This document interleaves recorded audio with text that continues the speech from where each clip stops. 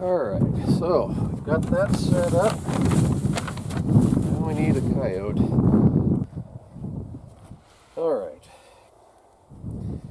So we have our coyote here.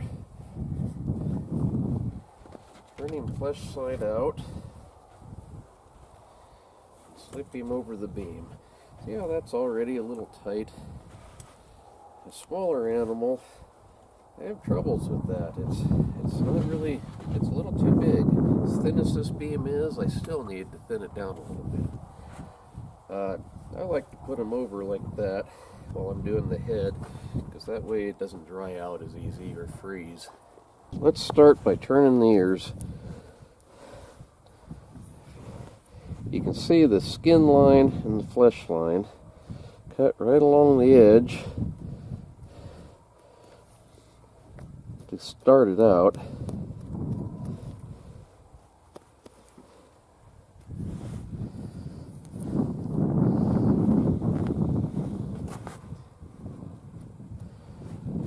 This takes a little bit of practice. It's kind of easy to mess them up actually, but if you take your time and you are careful with what you're doing, it'll work out all right.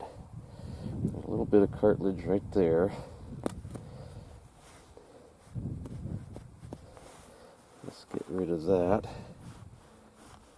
Should have sharpened my knife before this. It's getting a little dull.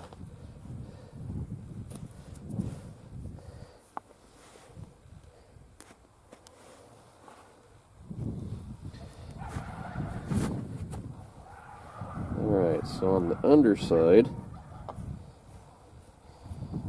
trim it up as far as you can so you can get to the base of the ear.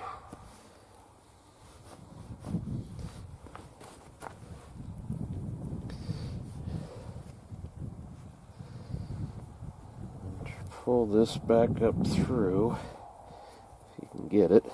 Okay, let's see.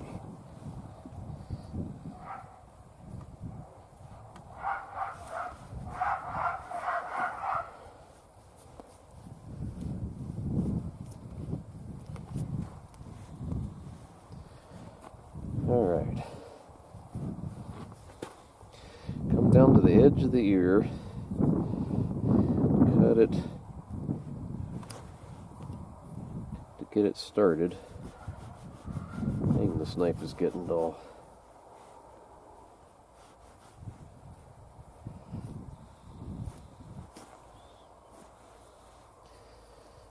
Come down to this side. Get it started as well, right on the edge. Then you should be able to just take and push your thumbs in between and stretch it out. Push your thumb right in between the cartilage and the skin.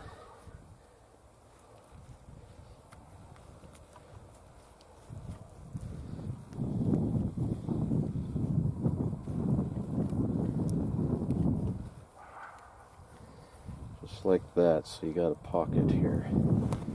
Okay, and go up right along the edge of the skin and cut it open.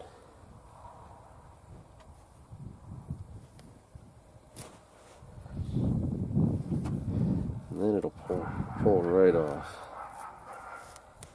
just like that. And do the same thing on the other side. This one's got a little hole there I messed up on. I usually start out with my pocket knife, try to get as much of that flesh off as I can right along the nose. The head, to me, is the hardest part of these.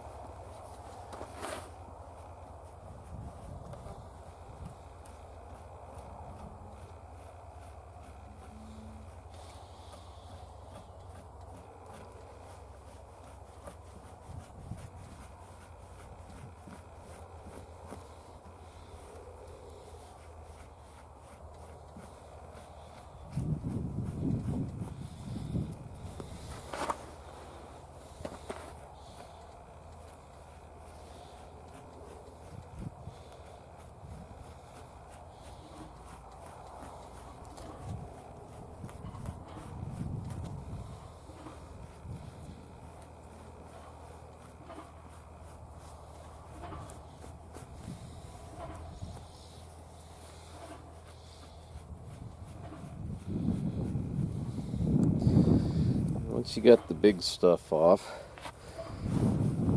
pull it up a little bit more as you go.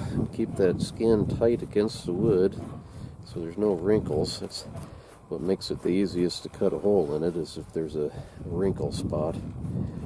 That, or you really should comb out your coyotes before you skin them too, to get any burrs and things out. I didn't do that on this one. I'll probably be sorry for it. Okay. Let's get down past the head. Take your fleshing knife. Let's see. Your fleshing knife has a round side and then a sharp side. These really are not sharp. They're fairly dull, but it has a little bit of an edge on it, about like a lawnmower blade would have, really. A lot of guys use this side and just shove the hair off. I've never been able to really do that and make it work, and so I use this sharp side. And what I do is I lean against it, so it pinches it against my body, keeps it from sliding, and then with a kind of a slicing motion, get it started here.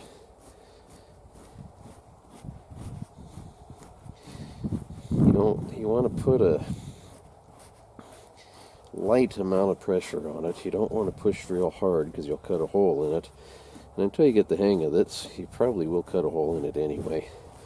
It's just something that takes a lot of practice to do before you get good at it.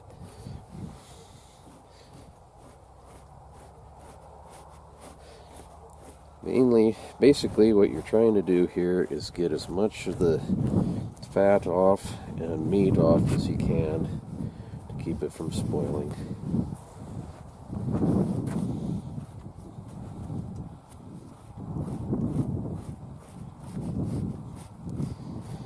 You'll see once we get kind of a roll of this, it seems to be a little bit easier the more you go.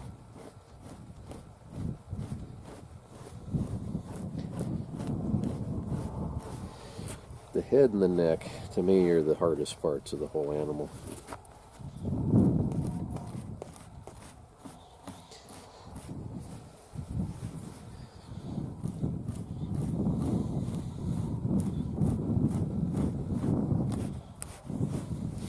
Around the base of the ears, a lot of times I'll get this all done, then go back and touch them up with my pocket knife.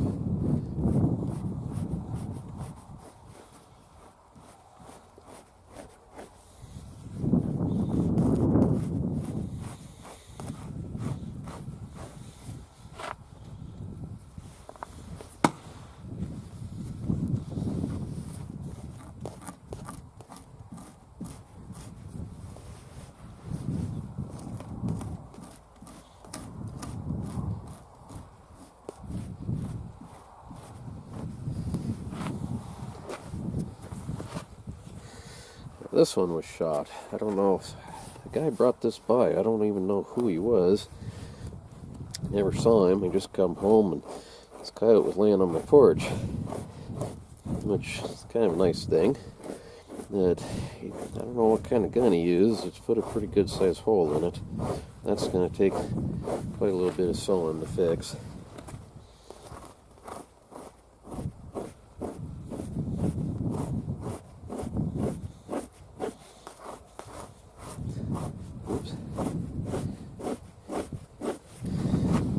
There, put a small hole in it. That one's small enough. I'm not going to worry about it too much, though.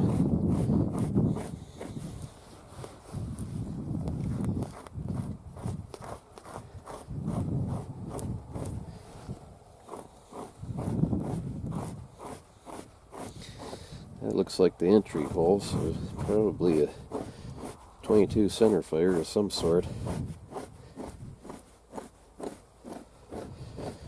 Those 22 250s, I've had people give me those.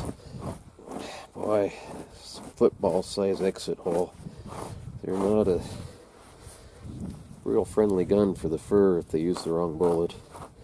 If they use a solid type of bullet, not a hollow point or one of those plastic tipped ones. Usually seems like it puts a smaller hole in them. By solid, I don't mean full metal jacket. I mean like a soft point. Game King, Sierra Game Kings. I like those bullets. Those don't put a big hole in fur.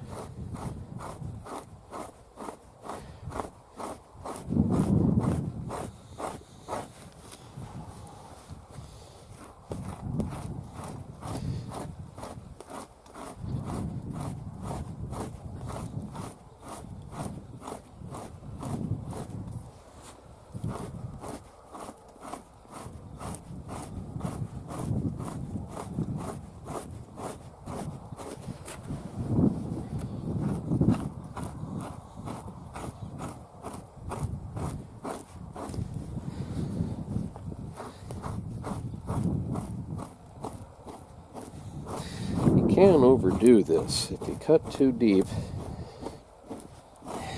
even if you don't put a hole in there, if you cut too deep, you'll start seeing the hair roots popping up.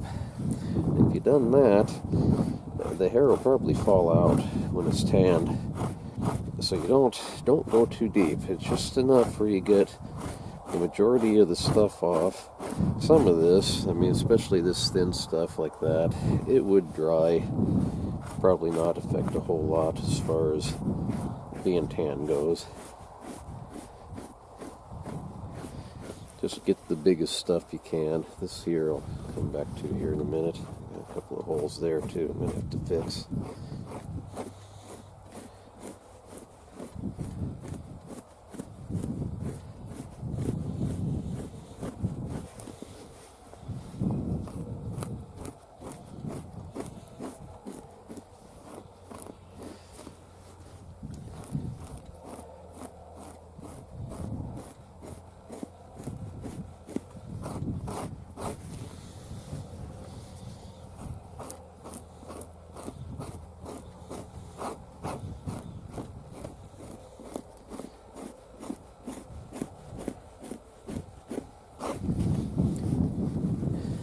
I've taught quite a few kids to trap. They usually lose interest when they start having to do this, as it is time consuming. This is the part that's not fun. It's just a job when it gets to here. And it's all part of it. If you want to be able to sell them, and I don't know why you'd want to kill them if you didn't sell them. You have to do this, otherwise they're not going to be good for very much.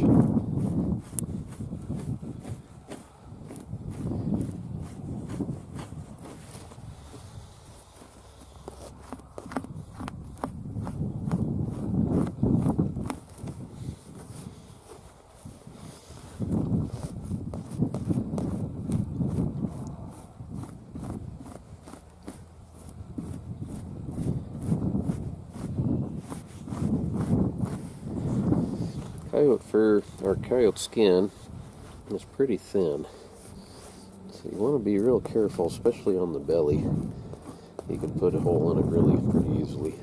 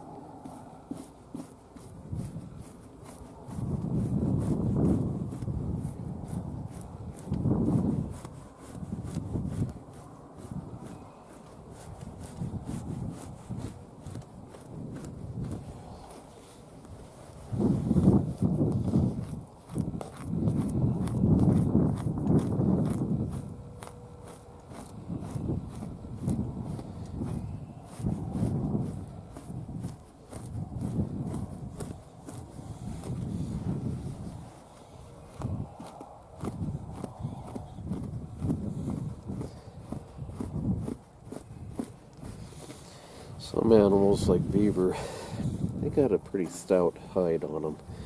You don't have to be near as careful. Otter, or another one, you can push pretty hard on an otter.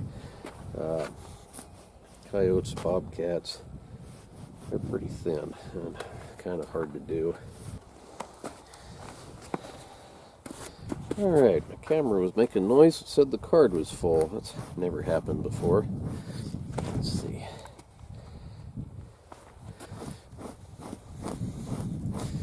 Anyway, in case this doesn't work, as far as the filming goes, I don't know, I've never had that trouble with the camera before.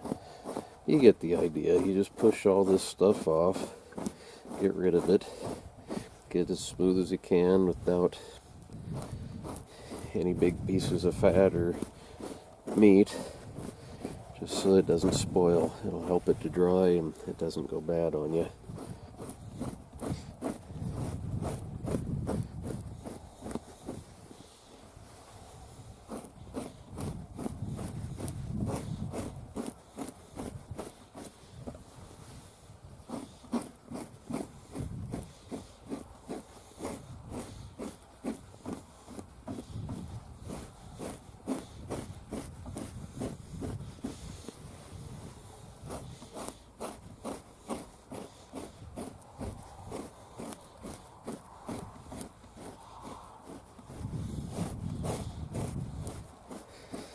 Yeah, he's got all these little holes in him those aren't for me. I don't know, those look like bite marks. I don't know what would be causing that. That other coyote it had them too.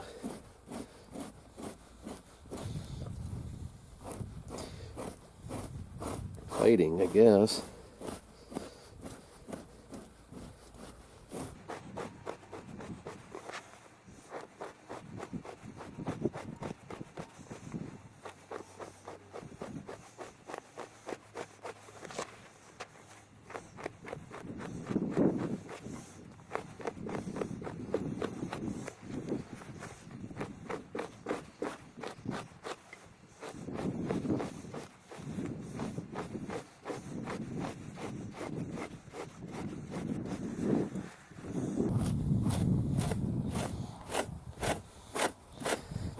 Hear that?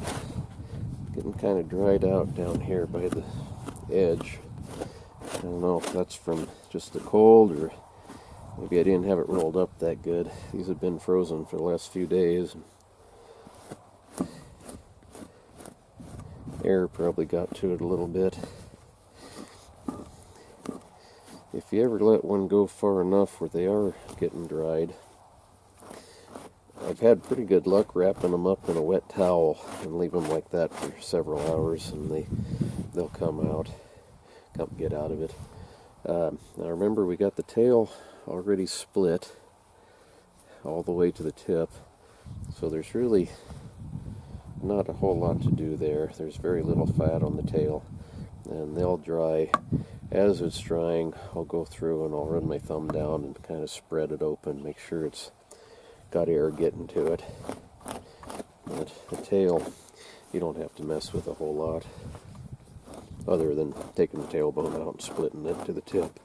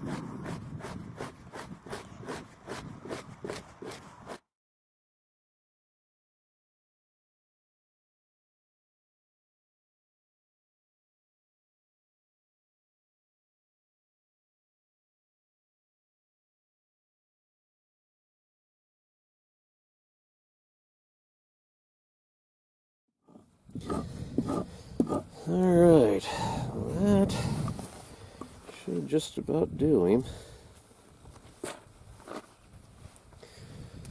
go along with the pocket knife and clean up some more of it. And see how that's much more clean and white than it was before. That hole there, like I say, that's a pretty bad one. I'm going to have to sew that up. And touch up the head a little bit more too. There's still some meat and stuff on it.